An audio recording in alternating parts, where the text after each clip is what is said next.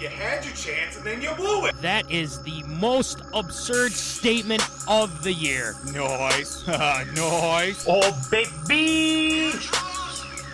I'm in my zone, I'm feeling it.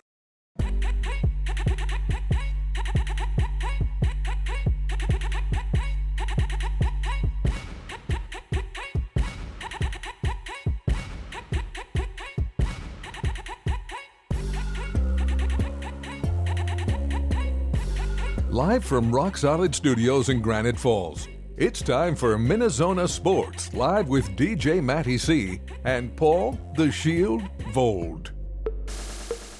And this is MinneZona Sports Live. We are back, yes, after a week hiatus. Episode, pull your 84 jerseys out, I'm back home.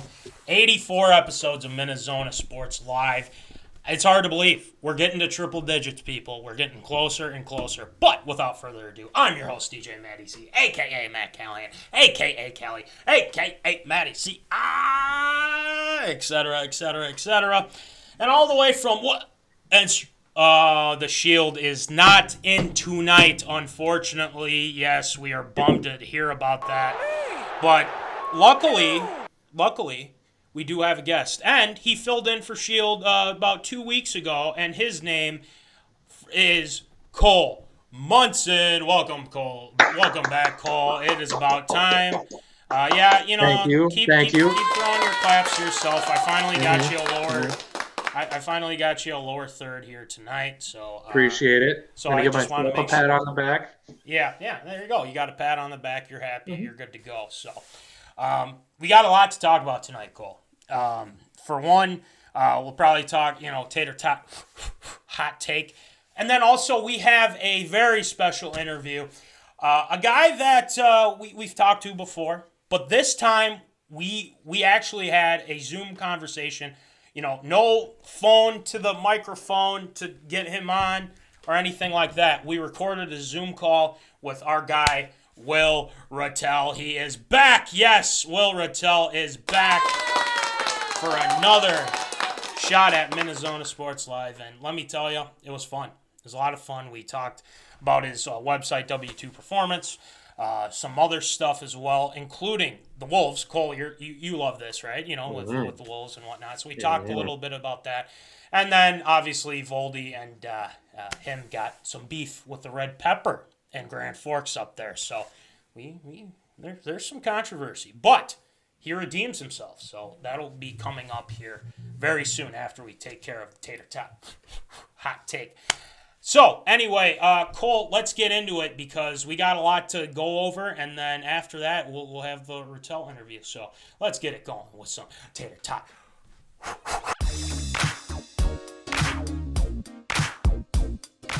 Fresh out of the oven, it's Tater Tot Hot Take.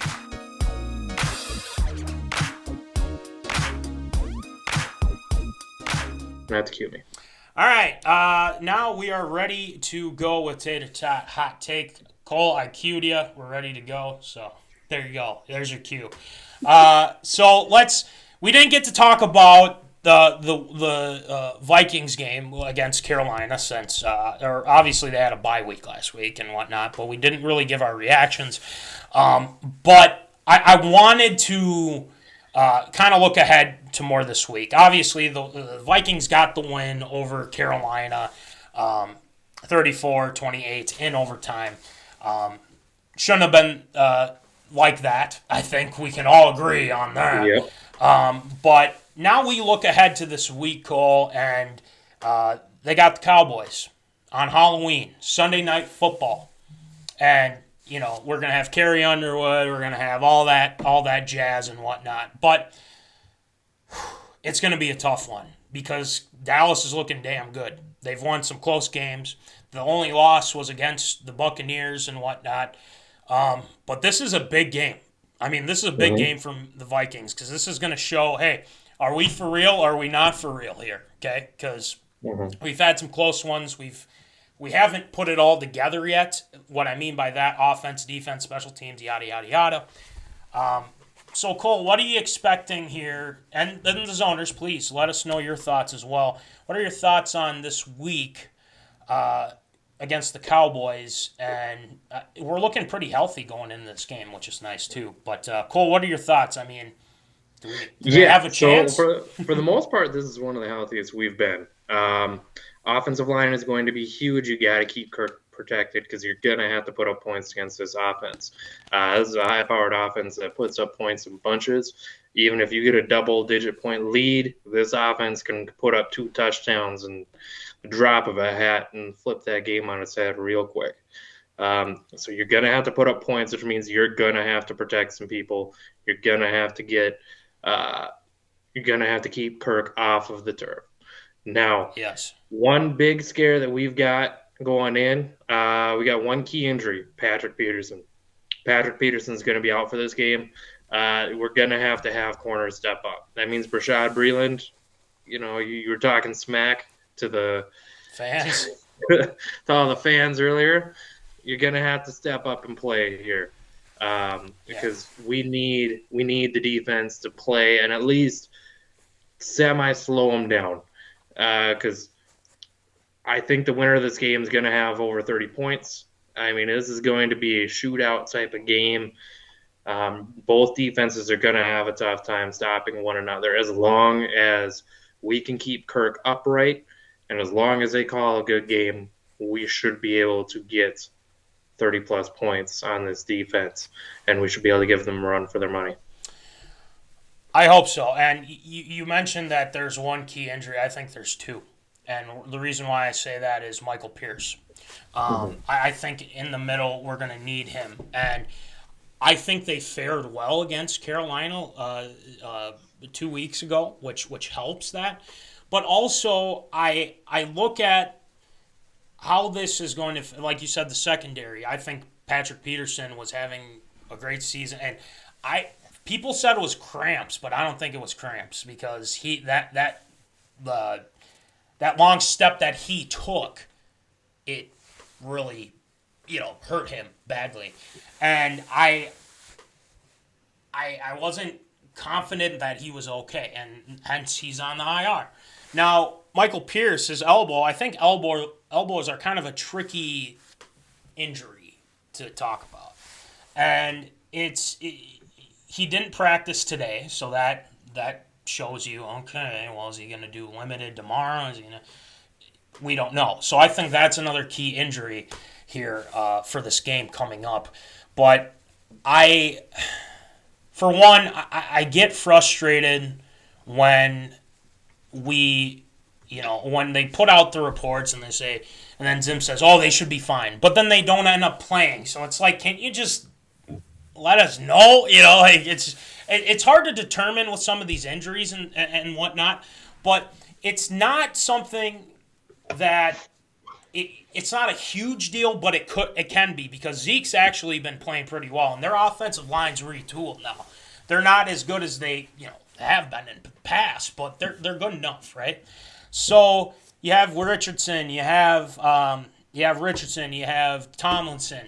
Linebackers got to step up. And it's going to be interesting to see what happens there. But and then, like I talked about, this is a key game. This is and they got to go in there and beat a team that's been playing lights out. And people are already saying, Cole, that the Cowboys could come out of the NFC. But they got to get by a couple teams first, obviously. But I think this game, if the Vikings can win this game, then I think people's attention shift to the next week against Baltimore. And Baltimore, yeah, they got destroyed by Cincinnati last week, but they're still good. I wouldn't, mess with them either way. But so you got to get pressure on Dak. You have to stop the run, and the Vikings have struggled against run. So I think it's going to be a shootout. I really think it's going to be a shootout. And Dantzler's got to be ready, man, because you have CeeDee Lamb, you have Amari Cooper, Michael Gallup. Let's get it going, guys. That's all I got to say. Mama Callahan, probably a.k.a. Papa Callahan. Will Dak Prescott play on Sunday? Now, yes, he is on the injury report. I think I think all signs are leaning to he will. But if he does not, then you can't lose to this team without Dak Prescott. Because I think Dak Prescott is a good quarterback, Cole. Don't get me wrong. But what are your thoughts? You're feeling pretty good about that too? Well, first off, thank you, Mama and Papa Callahan. I was just looking into that. As of right now, he's got to cross a couple thresholds, it says, for him to play. But assuming that he plays, it's going to be an absolute shootout. If he does not play, we should win. This shouldn't be a contest. We should be able to take care of business. I'll be honest, I don't know offhand who their backup quarterback is. But just assuming that he's not great, that we should be able to take care of business at home in front of that crowd. Because Dallas, without their starting quarterback last year, was brutally bad. Yeah, they're terrible. So if Dak does not play, we should win that game. And as far as the coming weeks go, this basically is, I wouldn't call it a must-win game, but it is a very huge game because I feel like for us to really make some noise in the playoffs, we need to go 2-2 over these next 4 games. So however we want to do that, these next 4 games are huge. They are all against great opponents. I think it's Cowboys, Baltimore, Chargers, Packers. Yeah. And that is a very tough 4-game stand. If you can go 2-2 with that, I think we get to 10 wins and we make the playoffs and have a chance to make some noise there. Right. All right. We know this guy. His name's Easy A. Dallas D any good this year? They're okay. I'm not thoroughly impressed. I think their linebacker. I think Micah Parsons is a monster. Leighton Vander Esch still pretty prominent. I think DeMarcus Lawrence is out for a long period now. I believe that's true. I think it was early in the season where he had like a broken foot or something like that. But I'll have Munson look it up for me real quick. But you can beat this defense. There really isn't a guy that I'm looking at in their secondary that I'm like, oh, no, they're going to have some trouble now. Besides, okay, I take that back. Trayvon Diggs has had a solid season. Very good. 7 interceptions, 6 interceptions, whatever it is. He's been fantastic, okay? Stephon Diggs' brother, by the way. He's been great. But outside of that, I'm not super worried about, like, cornerback number 2. And 3, 4, whatever. And Jaron Kearse is one of the safeties, I think. One of the starting safeties in Dallas, which is crazy in itself. But I'm not super worried about I trust our wide receivers. I trust Thielen. I trust Justin Jefferson. I trust KJ Osborne now. KJ Osborne has been fantastic. So I think you got to look at this game and say, let's utilize these guys. Let's pound the rock with Cookie and Madison for some instances. And then let's throw it to Gronklin, for goodness sake. Let's get it going with him, too. So, Cole, let's kind of give – you got something? Well, you bringing up Trayvon Diggs, that is the whole reason you have a 3-headed monster at receiver, so you don't have to go at that guy. Yeah. And if they got Jaron Kearse back there, you target that guy. Yeah. We can light him up. Looking at the chops a little bit. Barbecue chicken. Yeah. So anyway, let's they're pretty solid all around. I'm not offensively, they've got firepower. That I think that's a big thing too. So, but all right, let's get to our predictions here, and we'll keep it short because I want to move on to Wolves, and then for the people that are tuning in now, our interview with Will Ratelle coming up very soon here. That's our next segment after Tater Hot Take. So make sure you guys keep tuning in for that. But Cole, all right. I think it's going to be a shootout. I assume you think so too. What do you got? I'm going to go 34-30. Vikings win. Oh, you're 34-30. Yeah, I heard that Yes. right? Okay. Yes. 34-30. Let's hope it doesn't come down to a field goal. I really hope it doesn't. In this case, it wouldn't. Yeah. In this case, it wouldn't. Yeah. We don't got to worry about Greg Joseph out here. I hope not. Well, we're indoors too, so that helps. That does help. Still. God, this is tough. I can see this going really bad just because I think some of our weaknesses can be noticeable, and I think the Cowboys could take advantage of that.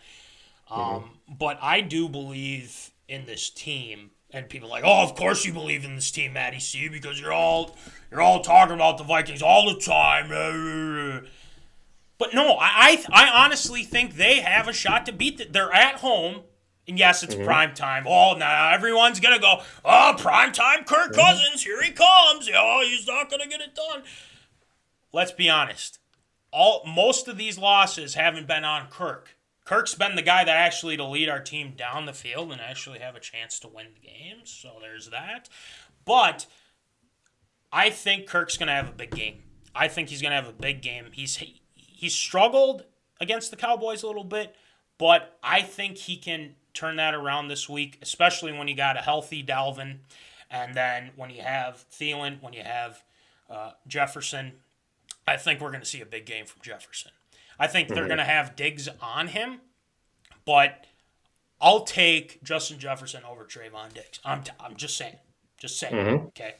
And I'm not. I do see a chance of this getting ugly the other way too.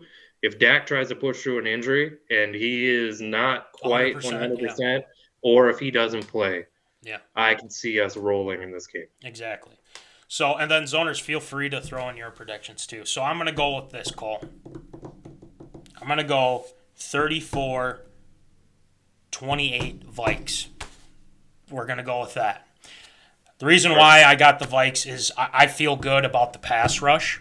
I feel good about the pass rush. I feel good about that. I think Dantzler has some good qualities. I just think that he has to be careful. I just think he needs to keep the guys, and he's got to keep Cooper and CeeDee Lamb in front of him. Don't give up the big play. Have some safety help, and I think we'll be okay. So, I'll go with that. Let's get to the Zoners. We'll move on to our next one, and then Will Ratelle. All right, 30-27 Vikings, says Mama Callahan and Papa Callahan. Let's go. I love it. All right, Easy A, what do you got? Having Trevor Lawrence out on the D-line for Dallas is huge for offenses. Or you mean, DeMarcus Lawrence, he means. It's okay, Easy. We'll forgive you. But it's DeMarcus Lawrence. I think autocorrect might have hurt him there. But Packers versus Cardinals tomorrow night. Who will win? This game is a big one. Yes, it is a big one. And we'll do it real quick because we got to move on. But Cardinals, because no Devontae, no Lazard. We'll go with that. What do you got? I'd go Cardinals probably by double digits. Just no weapons for the Packers. Okay, you tell that to Coom, you tell that to Metz, you tell that to Trev, all those guys. They can come at me all they want. They know I'm right. I want you to. I want them to come at you because I'll defend you. They got my number. Get a hold of me. Exactly. All right, so let's get to the Wolves, and then coming up next, Will Ratelle, our big interview with Will Ratelle. It was a lot of fun. All right, Angry Wolves. Why do I have this? And Zoners and some people like, why are the Wolves? They're only 2-1. They're playing right now against Milwaukee. But why are they so mad? Well, the Wolves were not happy after their first loss of the season. Are we seeing some attitude with this team now? Are we seeing some accountability? Seeing guys that aren't happy with the way things went this past game? Are we showing some emotion? Things are looking... This is a Wolves team that's a little different to me. A little bit different. So, Cole, Ant had some things to say. And Ant said, he kind of went on a rant. He was not happy with the way things went. I think some other guys were pretty peeved. I think Pat Bev, I think, said some things too, but no surprise there, right? Wake up call for sure, said Ant. Lock the F in. Can't say that word on here. But everybody coming in here thinking it's sweet playing the Pelicans. They whooped our ass. Now our back's up against the wall again. We got to wake up. So, hey, they're not taking losing lightly. So what are your thoughts on the comments Ant gave there, Cole? And Zoners. Well, he is 100% right. There is no way you should lose to a Pelicans team without Zion if you're hoping to be a playoff team. And I understand that this team's a bit young. They're still trying to gel. But that's an unacceptable loss. I was at both the Saturday game and the Monday game. Yes, yep. And it's just it was a bad performance, especially in the Monday game. They shot 25% from the field in the first half on the Monday game. They started out down 9. The only reason they won on Saturday was because they played some outstanding defense, and the Pelicans shot about as bad as we did on Saturday. So it was 2 really bad performances by this team. And if we were playing anyone a bit more difficult, we would have ran off the floor. Yeah. But it was an embarrassing performance. He is 100% right. I'm glad that he's willing to come out and say it, though. I'm glad that he's willing to step up in front of his teammates and tell them that we need to do better. We can't afford to keep doing this. And I don't know if you touched on this part of the quote, but he said it cannot just be us 3, referring to him, D'Lo, and Cat. I was going to get to that. That is a very huge comment because he is 100% right. It cannot just be those 3. You need people involved. You need Beasley to score. You need Jaden McDaniels to get involved. Vanderbilt, yes. You need people in this offense. It can't just be those 3. And finally, D'Angelo Russell, you got to wake up. You have been awful to start the season. Just absolutely awful. They did not play him the entire third quarter and half of the fourth quarter on Monday because he was providing absolutely nothing to the team. I mean, it was they were making a run. In the middle of making a run, I think they're down 4 after coming back down by 20 points. He dribbles up. He had shooting about 1 for 8. Takes a pull-up 3, 6 seconds into the shot clock. He is killing this team right now. So it's just they got to wake up. D'Angelo Russell has got to figure it out. Anthony Edwards and Cat are playing well. Cat, he struggled a little bit. He had a good box score, but he got fouled out on Saturday because the reffing was just bad. But got to wake up. They can't afford to be losing games to the Pelicans. All right. Well, like you said, I think there was a lot of ball hogging going on. I think, it's like, well, was it a shot at D'Lo? Was it a shot at Cat? Well, no. I think it's just other people need to be involved. And that means their bench. And I talked about this in Infinity Rankings, your Infinity Rankings, when we did this 2 weeks ago, Cole, that they need to get production from the bench. And that didn't happen this past game. Now, let's look at some positives here, okay? And I'm glad that Ant is kind of taking the bull by the horns. And the fact that what he said, it's got my stamp of approval. If this was ARA, it's got my stamp of approval. But he went on a tear for a while there. Mm-hmm. And he could not be stopped. He was dunking on people. He was making all these shots. Ant's a dog, man. He is a beast. And we love to see it from Ant. And then after the game, just to kind of say, this is unacceptable. This is unacceptable. And hell yeah, let's go. Let's keep it going with that. So we're feeling good about what he said after the game. And I think, so, with D'Lo, with Cat, yeah, they got to up their game. But let's remember, we're only 2 or now even 4 games into the season, right? So we'll see what happens. But I think, they took that to heart. And, these guys on the bench, they got to shoot better, too. They got to take better shots. You were at the game. I mean, what was the shot selection? Good, bad? What do you got? Well, first off, we weren't hitting shots when we were open. Beasley also was like 1 for 7 on Monday. Oh, not good. Real quick, that Anthony Edwards run changed the entire building. Oh, yeah. It changed the entire mode of the game. It changed the entire flow of the game. He single-handedly brought that team back to like a pretty close game because they were down, I think, 21 at one point in either the late second or early third quarter. And he went on an absolute tear by himself, cut it down to like 10. and then the guys ended up cutting it down to 4. He is absolutely amazing. He is what this team needs real bad. And the statements that he made were right on point and exactly what this team needed to hear. I think the Patrick Beverley signing or the Patrick Beverley trade has made a world of difference with the mindset of this team. Yeah. I saw a play. Beasley didn't shoot well. Patrick Beverley made a pass to Beasley. Beasley caught the ball, shot a fadeaway 3 with a hand in his face 6 seconds into the shot clock. Beverley was in his face coming back down the court, telling him, "You cannot take that shot. What are you doing?" Right. So the mindset of this Holding team is people different, and accountable. that's what gives me a lot of hope. Holding guys accountable. Yes. I think that's one thing that they need, and I think they're taking that.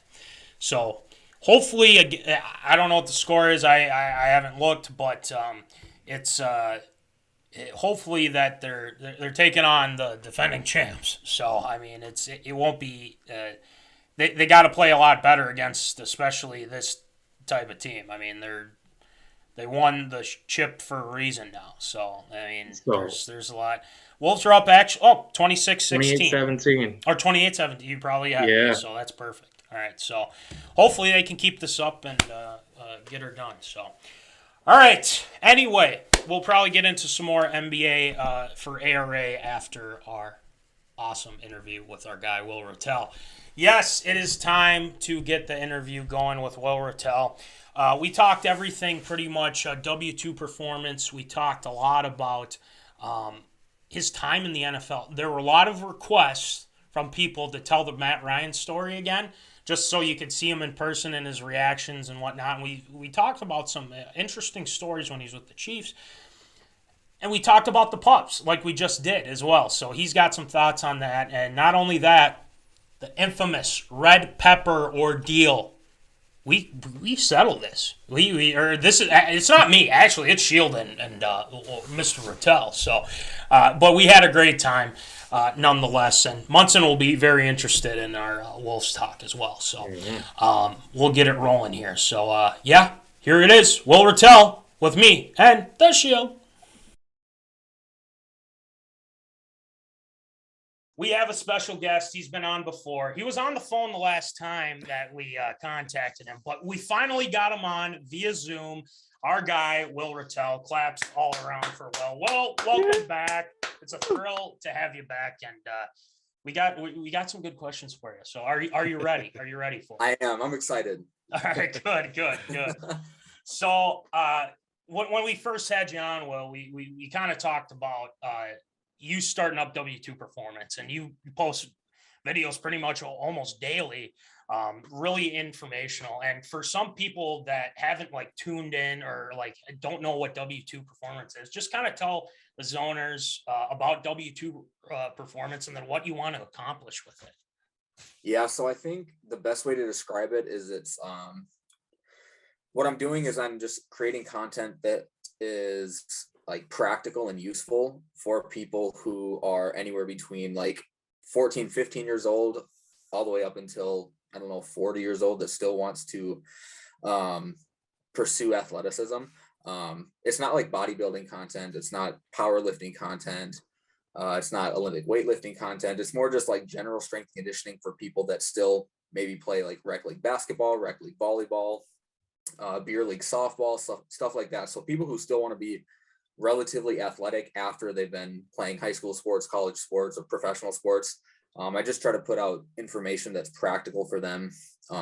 Just stuff that they could use in their training to become a better athlete, I guess. So that's kind of the gist of it. And then my goal for the company, I guess company, I'm the only one who's running it, but I just want to get as big as possible in the online space, to the point where I can rely on it as steady income. I'm getting there, but it's really slowly growing. So yeah, I'm putting content out on Instagram, get the following up there, YouTube, get the following up there, and then my website where I make sales, and try to get as much traffic there too. So just get as big as possible. Hopefully I can rely on it as my primary source of income in the future. Because right now I'm also working at the University of North Dakota as a strength coach on staff there. So yeah, I'm kind of doing two things. And if maybe in 5 years or so I can quit my job at UND, that'd be awesome, and just do the online stuff. So yeah, we'll see where that goes in the next few years. Yeah. And, some of your content, that I've been kind of checking out, the Launch 1.0 is something that I was, looking into a lot too. Cause I see that you're, for one, you're dunking a lot, and man, Yeah. I mean, you got hops now, my friend. And it's, you're just, before you know it, they might have to ask you to the NBA dunk contest or something, or there's some rec league or, something like that. But can you kind of tell us a little bit about, Launch 1.0, what you want to accomplish with that specifically? Yeah, so I'm hoping that the longevity of it can last quite a bit.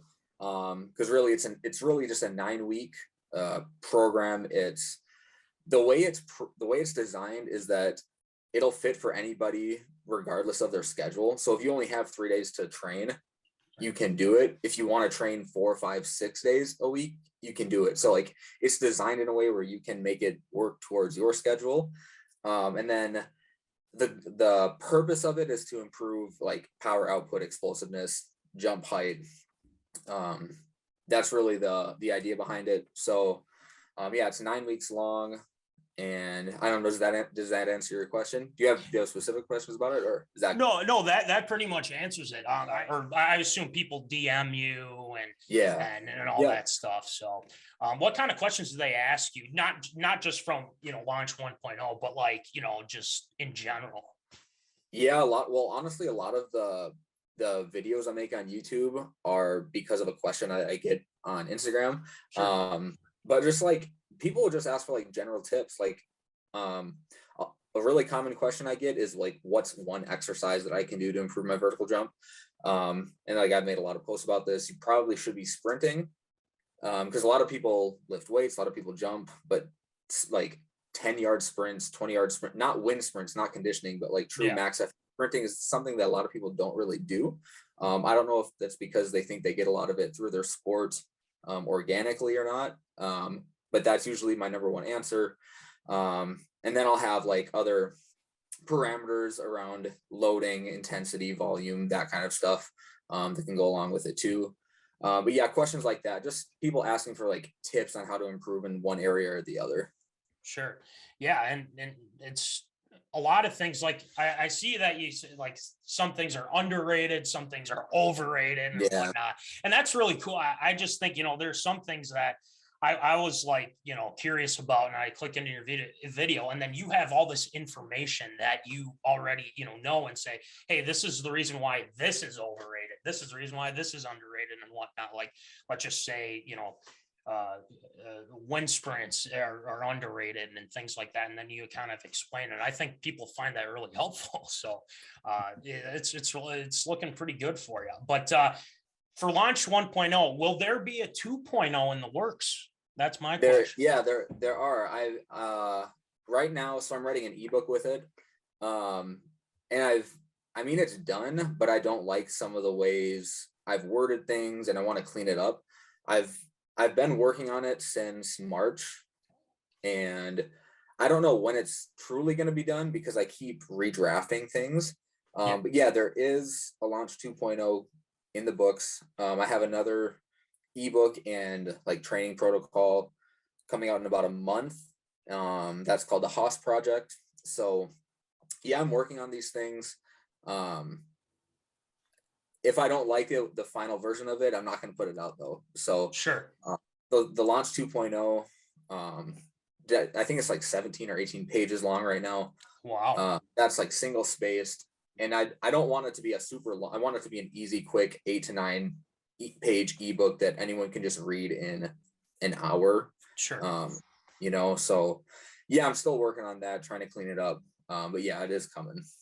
It's coming. All right. You heard it here first. It's on its way. So I can't wait to see it. It's going to be fantastic. Yeah, I'm excited.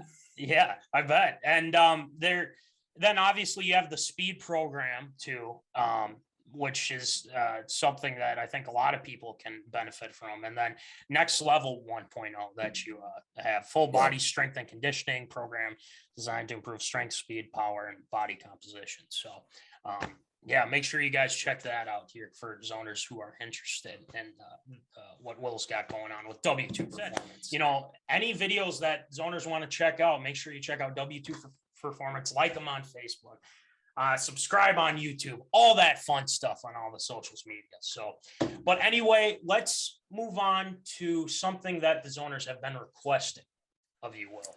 And the last time we had you on, you kind of gave us the story, the interaction you had with Matt Ryan at practice. And I think people were just so interested in that story that they wanted to hear it just so they can see your face and just, you know, explain some of the things that went on with that interaction at practice there. So why don't you enlighten us with your with your story there, Will, with Matt Ryan? So I was a fullback in Atlanta for preseason. I was a linebacker in college. So for those who don't know football very well, the verbiage that goes into a play call on defense and offense is a lot different. So defense, you might only hear one word and you have to know your alignment, your technique, your adjustments, all your shifts, all that kind of stuff. But on offense, you could get like a 15-word play call. So it took me a really long time to adjust. So I was in the huddle, and I don't think I was supposed to be in the huddle with the ones with like the main offense at that time. I somehow just got mixed in, and it was a mistake. But I was in the huddle, and Matt Ryan said the play call extremely fast. And obviously, he's like the starting QB. He's got the starting O-line. There's Julio Jones in there. Like everyone knows the offense. And I'm still learning it. And so he said the play, and I kind of was just like, wait, what? Because I didn't pick it up very quickly. And he just looked at me and he pointed to the sideline and said, get out. And I mean, that's the story. And I was not a very smart player on offense. I didn't know the playbook very well. I did not know how to read D line and like the next level and the third level very well from backfield. I shouldn't have been in there, and it was just super embarrassing. So I jogged off the field. Pat DeMarco, who was going to be the starting fullback, jogged onto the field and replaced me. And it was just super embarrassing. And I mean, that's the story. I'll never forget it. Sure. Yeah. Was there any like interaction between you and Matt Ryan after that, or was that pretty much just kind of like that was the only interaction you had with Matt Ryan? Yeah, like there were some, like I would still every once in a while in certain situational things at practice, like 7-on-7 or inside run, where I'd get mixed in with him in his huddle. So there were some, and then like we'd still have offensive meetings and backfield meetings with the quarterback, stuff like that. So there was still some interaction. I guess I can't remember what time of camp that happened, if that was earlier or later. So I ended up getting cut, obviously.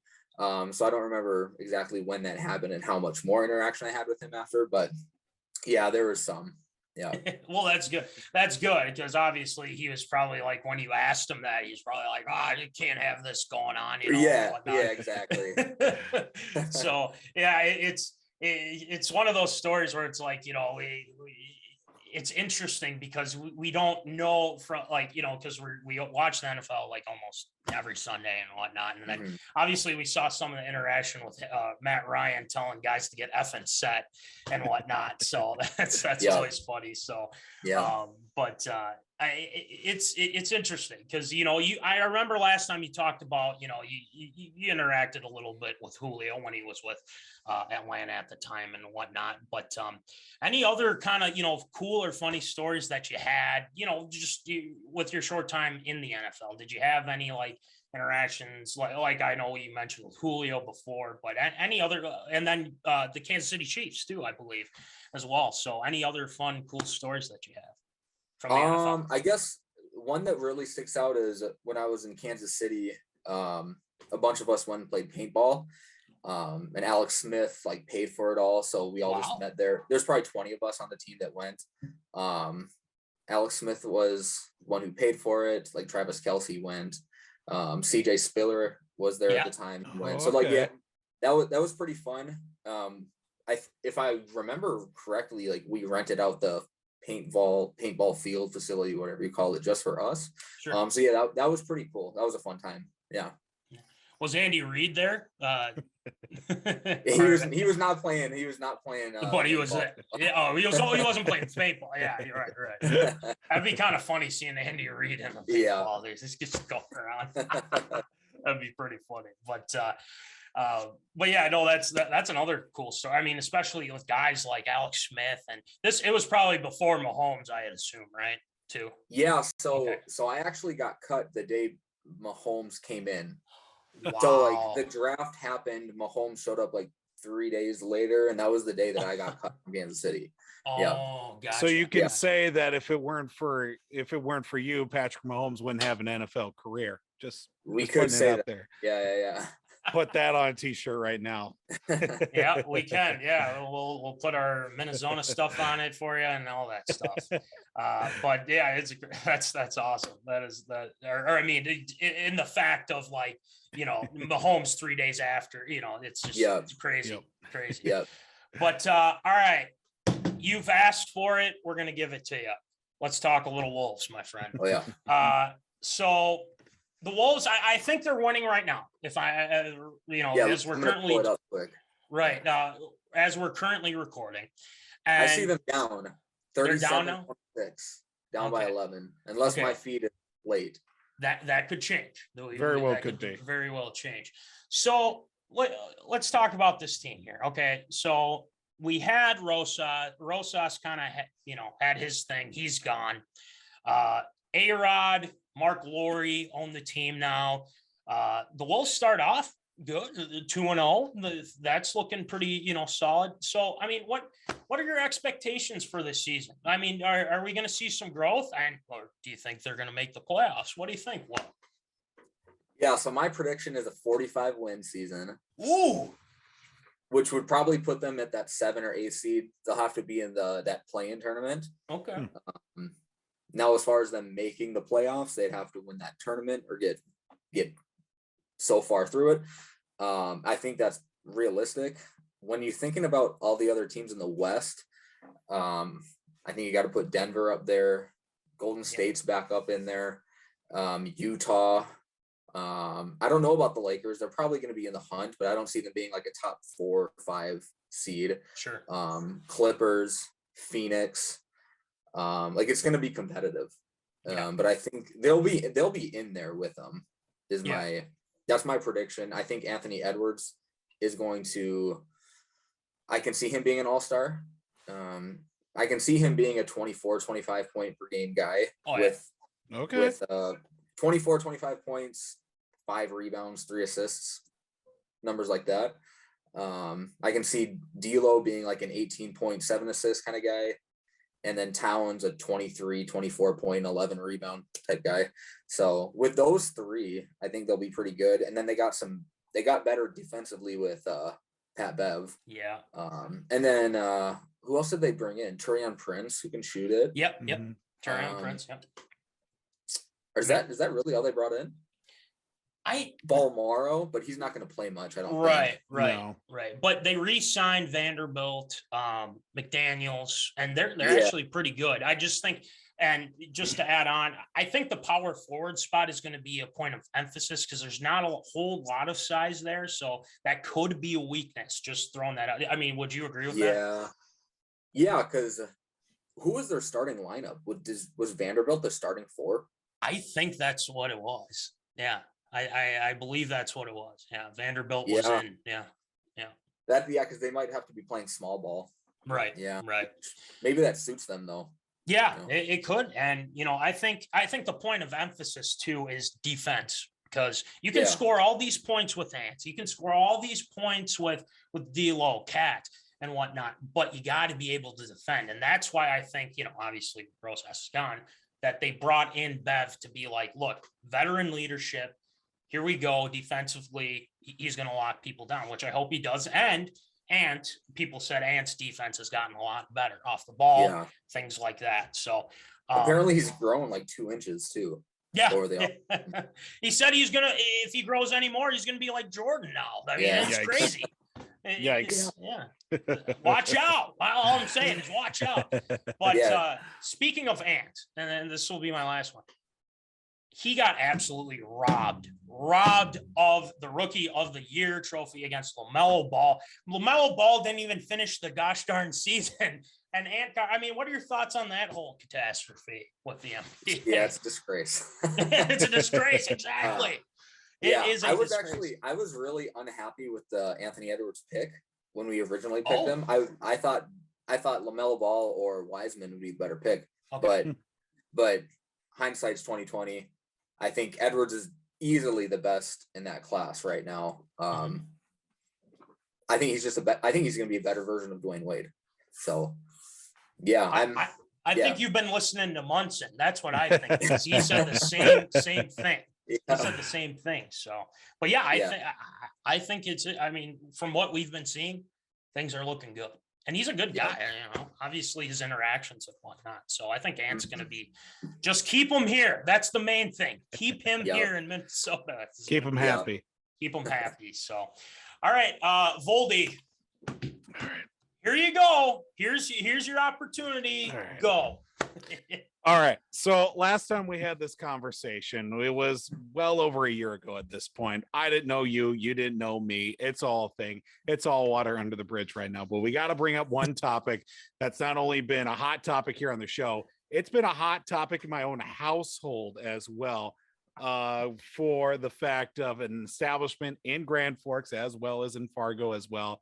That is a staple to young and old generational type of place, the Red Pepper. My question, have you gone to the Red Pepper since that time? No. I refuse. I don't think it's good. Oh, Ratelle. Okay, hold on, Voldy. Did you know they opened a new one in South Town, or not Southern, South Grand Forks, Mm-hmm. Okay, haven't been to that one yet, but I've been to just about everyone. So, okay, Voldy, what does he have to try though? Tell me, what does he have to try at that place in order for him to change his mind?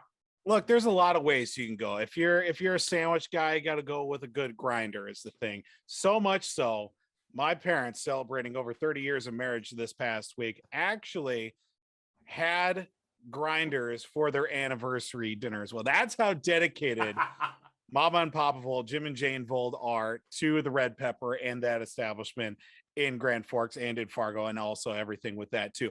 But a sandwich, you got to get yourself a grinder, you know, whether it be with turkey, salami, ham as well, a little bit of taco meat on there as well. You can get it warmed, you can get it not.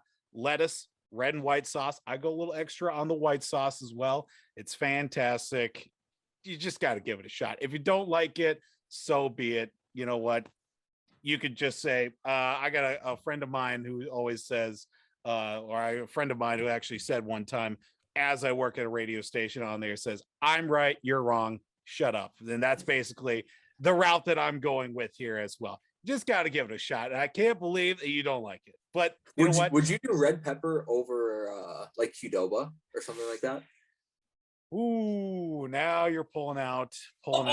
You're going deep into the bag in that one. I would say, yes, I would. I would go Red Pepper over Qdoba. That's me, though. Would you consider Red Pepper like the best option that's like authentic to Grand Forks in Grand Forks? I would say so. Better than that's good pair. Ooh, okay. Now I'm an outsider is the thing. So yeah, I can't truly put that into, I'm gonna have to take your word over mine, but I know what I like, that's for sure. But man, I gotta go into the Rolodex on this one.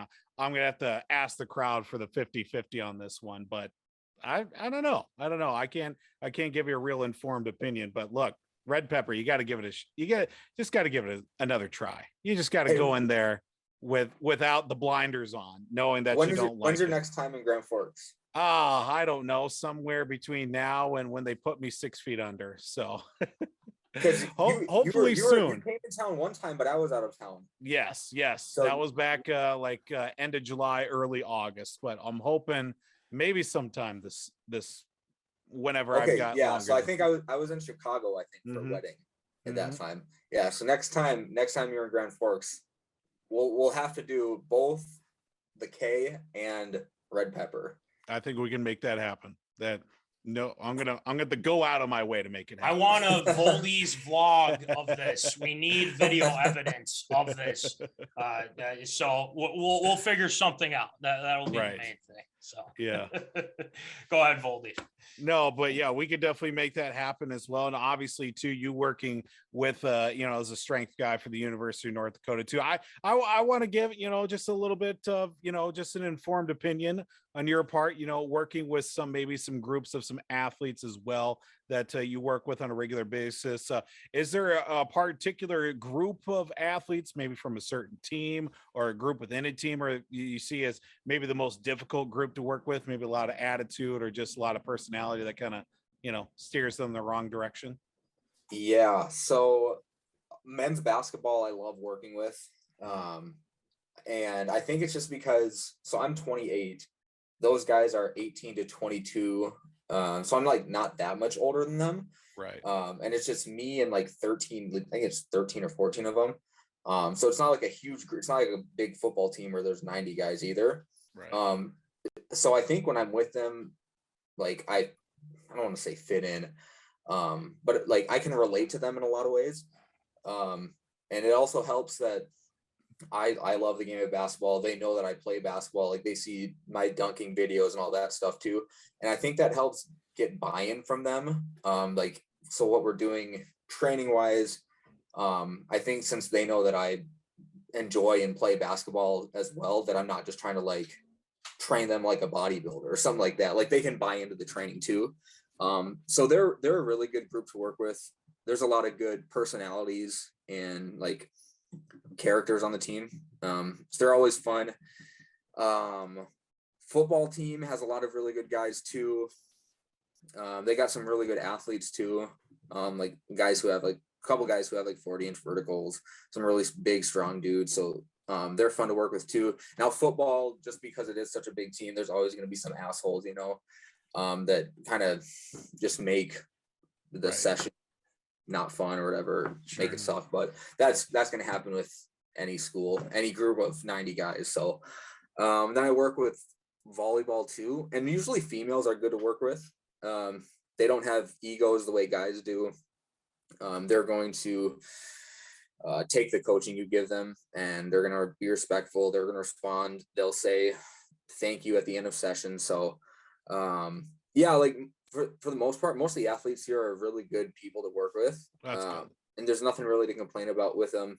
No, obviously, like I said, there's always some assholes anywhere you go. But yeah, they're all pretty good to work with here.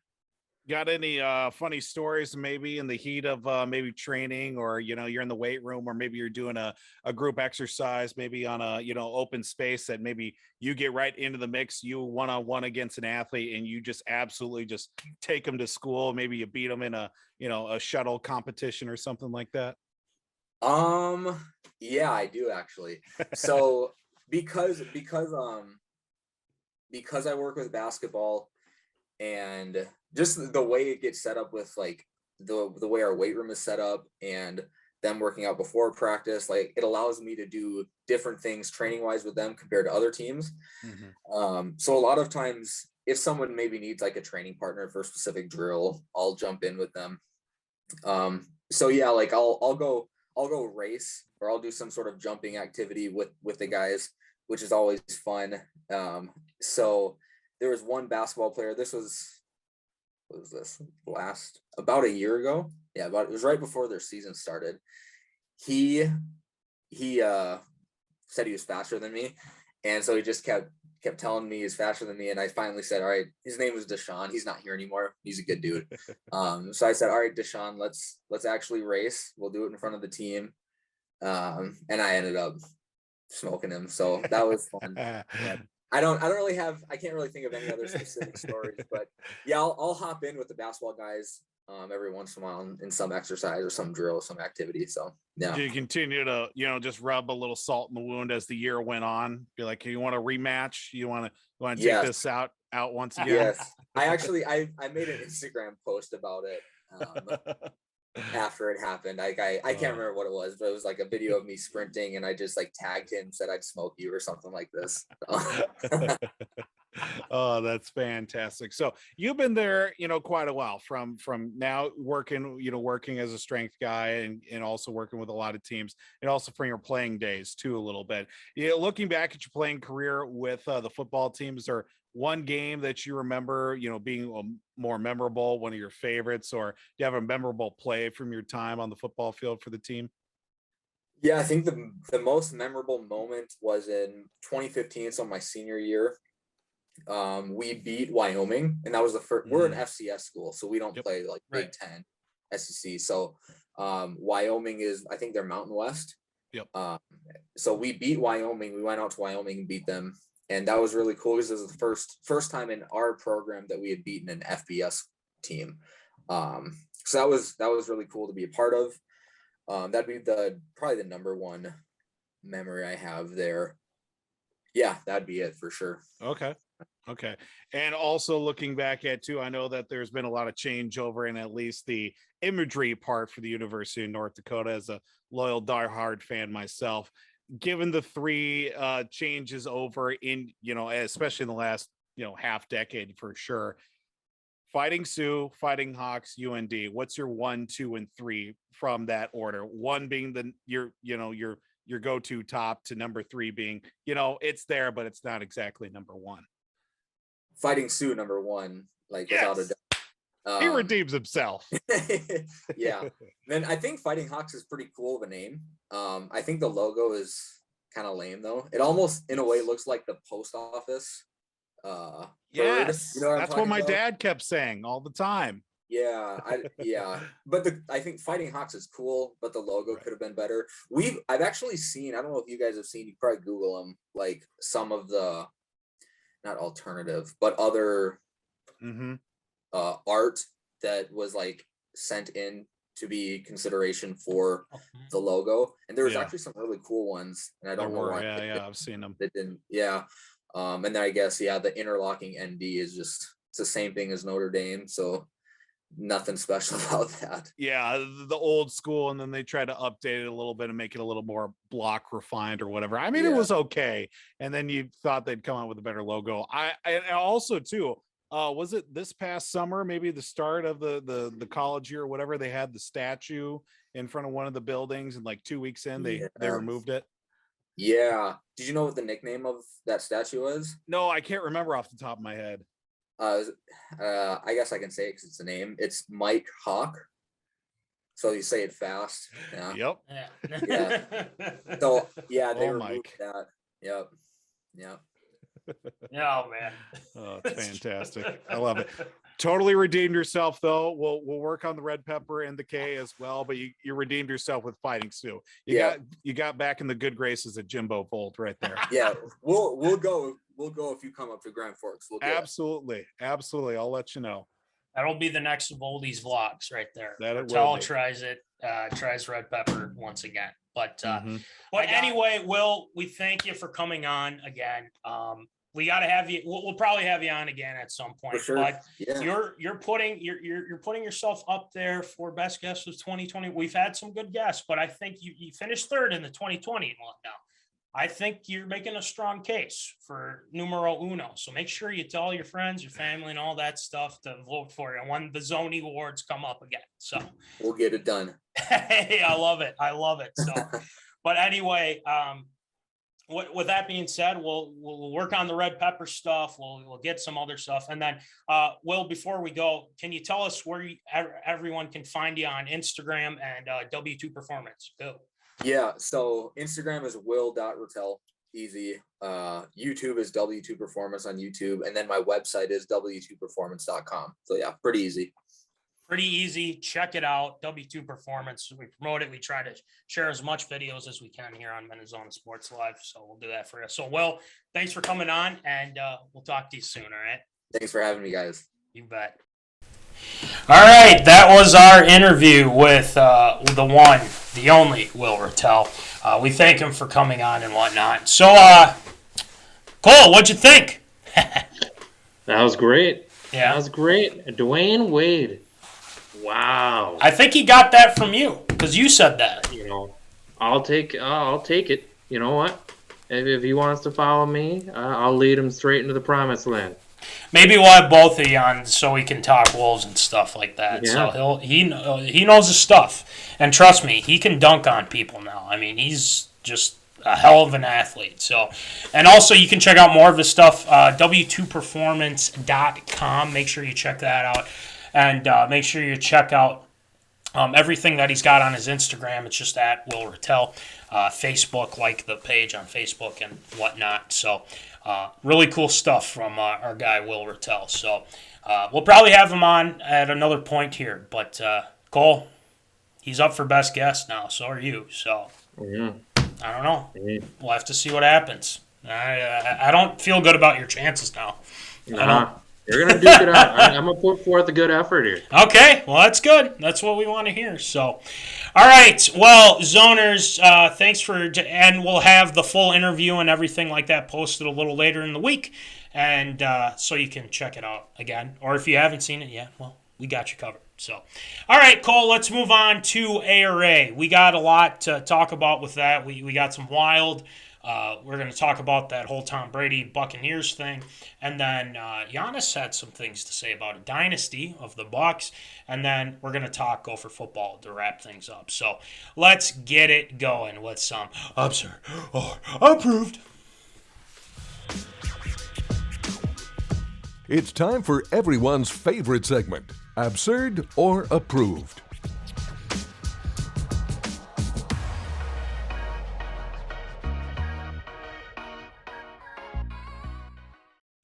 All right, Mr. Munson, it is time for Absurd or Approved, so I will rattle them out for us, please. So let's start off with the Minnesota Wild. They're off to a pretty good start, especially after their win last night against the Canucks. So looking pretty good. Obviously, they had their first loss of the season this past was it Monday to Sunday? One of those days. They lost to the Predators 5-2, but it is what it is. So people kind of think after a loss, well, is there something wrong? Like what was wrong this time? Is it going to hurt us in the future? That type of stuff. Okay. Now after the win against the Canucks, I think it's safe to say that they're doing as well as people were hoping that they would. So that's good. Now, the question I have to ask you, Cole, and the Zoners as well, they struggled a little bit on the power play, and the question I ask is absurd or approved. Will the Wild fix their power play issue these next few games here? And it looks like they're starting off okay against the Canucks. So what do you think? I would say so. I mean, you can't win these games without scoring on the power play. Without performing here. So, I mean, it's the beginning of the year. You got plenty of time to correct it. This team has the talent to do it. It's just getting it done at this point. I mean, you got next 3 games here will be a good telling sign of if they can keep this up, because next 3 games, teams have a combined 6 wins on the year. So right. You should be able to just take care of business with these next couple games. That'll give you a good idea on if we can correct these problems or not. But a 5-1 start is still a 5-1 start. Yeah, nonetheless, it's a doggone good record. And I like that they were able to bounce back. I didn't watch the game, unfortunately. And when you have a full-time job, you gotta make sure you're at your job and whatnot. But it's one thing to say that you can say, well, could this hurt in the future and everything like that. But it's something that they have to get corrected. Sometimes it lingers, but I think this game against the Canucks was a telling sign. Hey, they're coming off a game which they were just the Predators were just that much better that night in the XL Energy Center. So as we kind of take a look at the Canucks and whatnot, pretty much after that game, there's some COVID stuff going on with this team currently, which kind of, it's not great, but we want to make sure that everyone's safe and whatnot. But they've done a great job having these scorers that they've had, like Zuccarello, Kaprizov, Joel Eriksson Ek. I mean, they've been fantastic. And then the fourth liner is coming through as well, which has helped Sturm and then obviously Dumba had a nice goal last night too. So it's they have a lot of camaraderie, and that they have to keep it going. And I think they'll get it fixed. It's just a matter of how long it's going to take. And I think it's pretty much got my stamp of approval saying they're going to get it fixed. You got the talent to do it.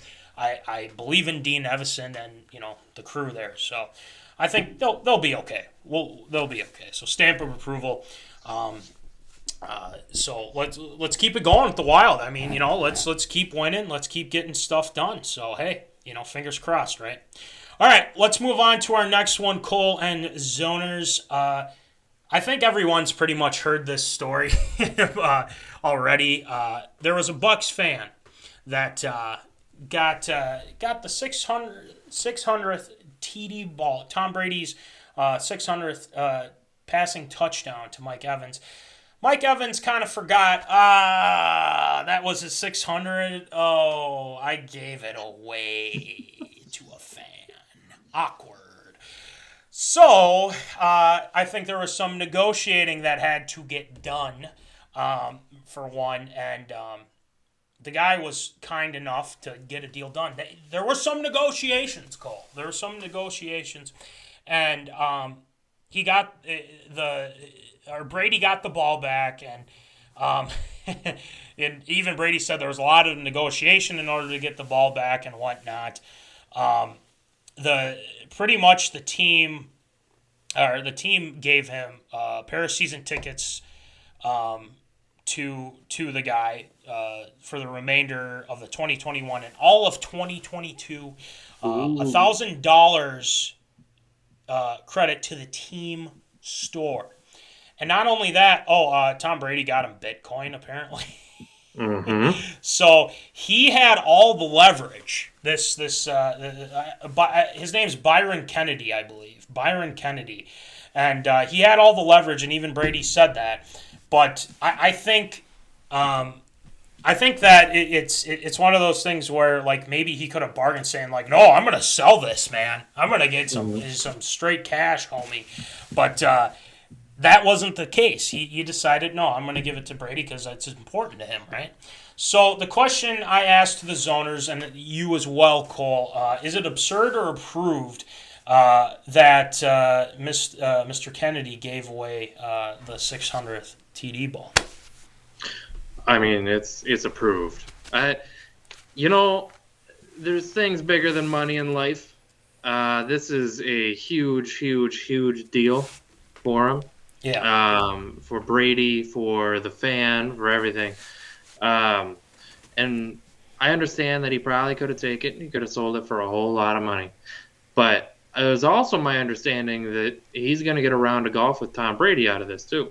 I think that is priceless. Yeah. That is priceless right there. If he can pull a round of golf with Tom Brady, perfect. Also, that Bitcoin that he got, that sells for over $60,000. Woo!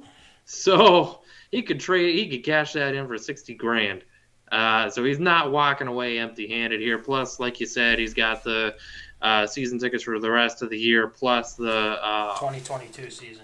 Plus for the 2022 season. So definitely approved. I also heard he got $1,000 for the in-store. Yep. For like the That's Bucks apparel. Yeah, that is. I mean, it's approved. Could he have probably sold it for more? Yes, but there's certain things there that are just priceless. So also approved for Tom Brady giving up a Bitcoin. Yeah, this is not cheap. No, it's not. It's not cheap. It is not cheap. But as for me, yeah, it's got my stamp of approval. I think, he'll be eternally grateful that he did that, because there's probably some a-hole fan that would, I'm not going to cuss like Ratelle did, wink, wink, but it's got my stamp of approval just for the fact that he knows this is probably like very important to Brady and whatnot, and the Bucs were able to say, hey, listen, let's work something out, and they went above and beyond, which is even crazier to me. He's going to have signed everything. I think signed memorabilia, signed jerseys, extra jersey, a whole slew of things.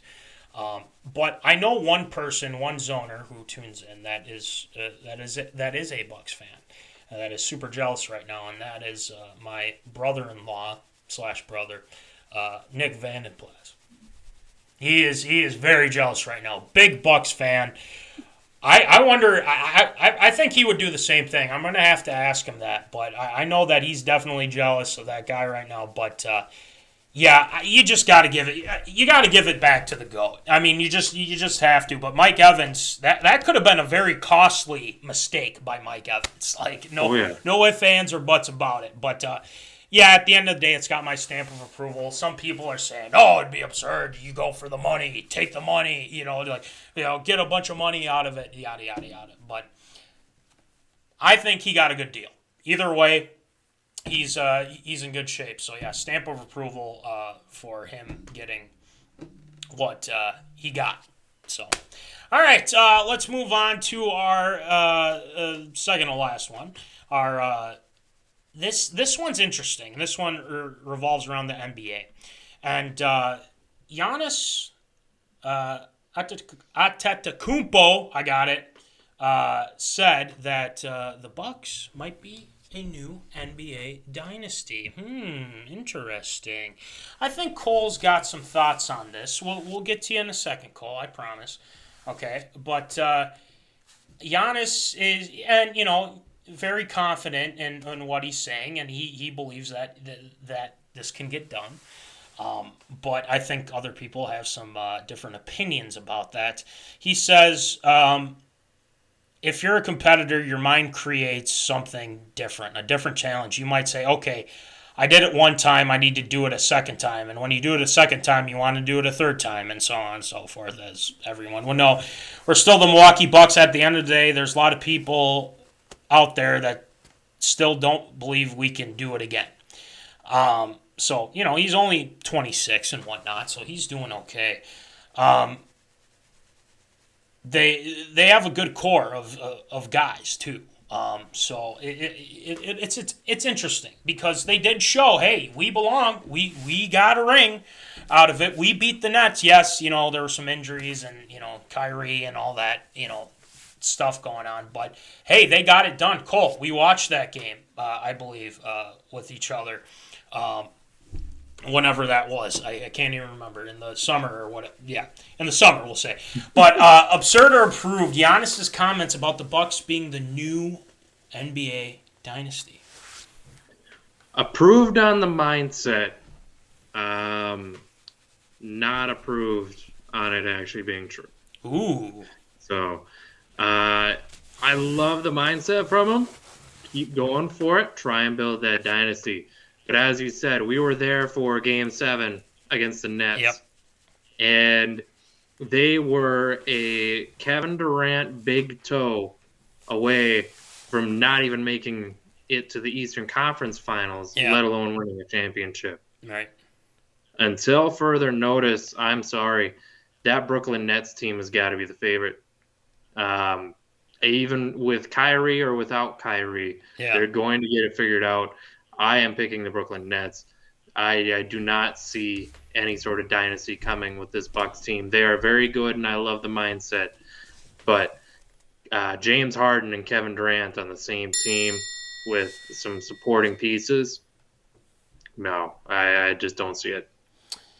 Yeah, and I think, they got a big target on their back, and I just got the update the Wolves are beating them right now. So, hey, it's interesting. The Wolves are the Wolves, but Wolves going to start their own dynasty? Let's pump the brakes on that one there. But you have a target nonetheless on your back after winning the chip, and it's one thing to say. Now let's throw in a football comparison here. Now, the Seattle Seahawks won the Super Bowl convincingly in 2013, and everyone thought they were going to be the next dynasty. Well, it turns out they really haven't been. They've been very good, nonetheless. They went back to the Super Bowl, obviously, interception, yada yada yada, all that whole deal too. But let's pump the brakes. I agree with you. I like you said, I like the mindset and whatnot. But at the same time, you got to realize, hey, let's just take it year by year, and if it's going to be a dynasty, you got to win at least 3, I think. I think that would be, apparent. And it's nothing to say that they won't be they're in contention nonetheless. I think it's very apparent there. But they want to have the confidence. They're the champs. Everyone wants to take them down, right?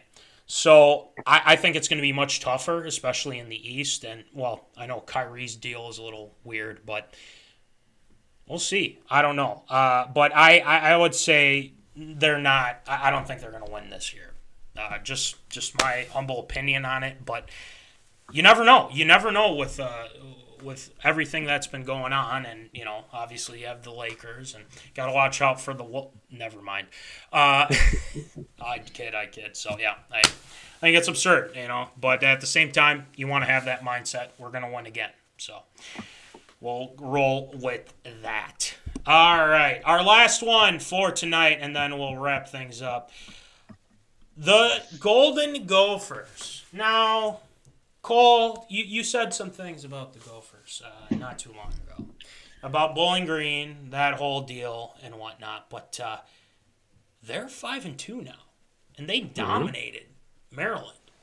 Okay? Their ground game was fantastic, especially when you're down Potts, when you're down Ibrahim. Kai Thomas was fantastic with 139 rushing yards. Oh, and Bucko Irving, even though I think it's like Nate Irving or something like that, but they call him Bucko, 105.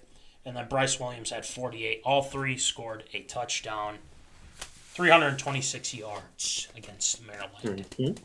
Convincing victory. I believe Northwestern is up next, so I think that'll be a game where they gotta. Northwestern's kind of sneaky, so you got to be careful about that. But we'll see what happens coming up here this weekend. But Cole, Zoners, I ask you this: absurd or approved, the Gophers will finish the season with a winning record. Oh, that is definitely approved. Okay. They're already, 5-2, you said? Yeah. Yeah, their next 2 games are against Northwestern and Illinois. Northwestern's a bottom feeder in the Big Ten. They should take care of business right there. That gets you to 6 wins. Then you've got a game against Illinois. They should be able to take care of Illinois, too. So they take care of business the next 2 weeks. They already had a winning season right there. Now, the big question is if they take care of the next 2 weeks, you're looking at a matchup with Iowa. Yeah. Where you have got 2 losses, one of them being to a top 5 ranked or probably a top 10 at least ranked Ohio State team around that time. Is that a game day trip? Could be. I don't see why it wouldn't. Could be. Because you're looking at a 7-2 team taking on probably, if Iowa can hold serve, an 8-1 team, probably still ranked in the top 10. If we are 7-2, we're probably going to be ranked in the top 25. We could be looking at college game day, late night game, and that would be huge for this program. And that game right there could decide who's coming out of the Big Ten, or who's coming out of the Big Ten West. Yeah. Yeah, I agree with you because I look at the schedule too, and really it's very favorable for them. Now, you looking at it is one thing, but actually doing it is another, right? Mm-hmm. So it's going to be interesting to see how they combat this, because the reason why I say that is, you know, you can't look at these teams and think we're just going to run all over them. You thought about that against Bowling Green, right? And we've seen Tanner Morgan have terrible games. Okay? Mm-hmm. We can't automatically think that they are going to like run the table here and finish. The reason why I asked is because I don't think it's guaranteed. They got to earn that. And I think Fleck knows that, and I think the whole team does. They have to play like they did against Maryland. And that's what I expect when they play Northwestern this weekend. And that's what I expect the rest of the season. And I want them to take on Wisconsin, and I want them to beat them. I want them down. I want them to smash them, absolutely destroy them. I think it's going to be at Wisconsin this year because I think it was it was, or no, did they not play?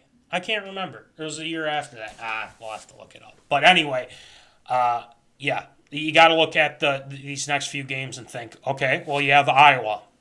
That's probably a loss. I mean, I'll just say it out right there. Mm-hmm. But a lot of things can happen. So, it's got my stamp. Real quick. That Badger game is sorry. The Badger game's at Gophers, just to clear it up. Okay, thank you. At Gophers, really? Yeah. Oh, I did not know that. Oh, well, there you go. Well, hey, I think they got a good shot then. But yeah, stamp of approval. I think they're going to end the season on a high note, winning record and all, and they'll get a bowl game. So I believe in them. It's just don't do what you did against Bowling Green. Just don't. Please, God, no. Please. Just please. Mm-hmm. So, but anyway, that'll do it for Absurd or Approved this week. And that'll wrap things up because we don't have Shield shoutouts. There's no Shield here, yada, yada, yada. But I will leave. Well, we won't leave yet because we got to take care of a couple things. But do we have any Munson's musings before we move on to our sponsors and all that fun stuff?